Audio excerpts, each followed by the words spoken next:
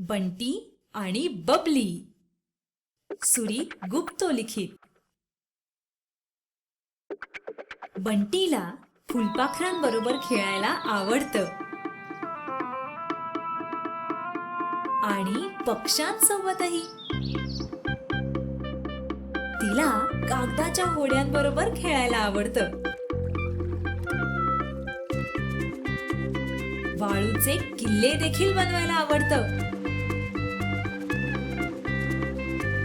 जेव्हा बंटी घरी परतते तेव्हा तिची आई तिला स्वच्छ व्हायला सांगते, पण ती नाकारते. मला साबण आवडत नाही, ती किंचाळते. एका रात्री तिला एक स्वप्न पडले. तिच्या किल्ल्याभोवती किटाणू जमा झालेत आणि ते तिच्यावर हल्ला करत आहेत. किटाणू बंटीचा पाठलाग करतात. ती तिचा जीव वाचवण्यासाठी धावते आणि ओरडू लागते, वाचवा, वाचवा. तेवढ्यात साबण राजा बबली येतो. तो म्हणतो, बंटी, घाबरू नकोस.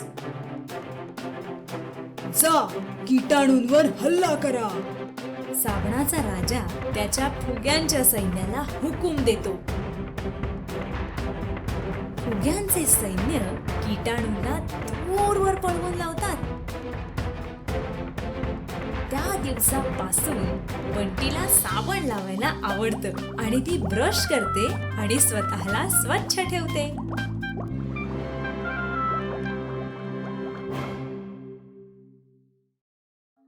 बरं का, या व्हिडिओला पसंत करायला आणि त्यासोबत सामायिक करायला विसरू नका आणि खालील बाजूस आपले मत नक्की नोंदवा.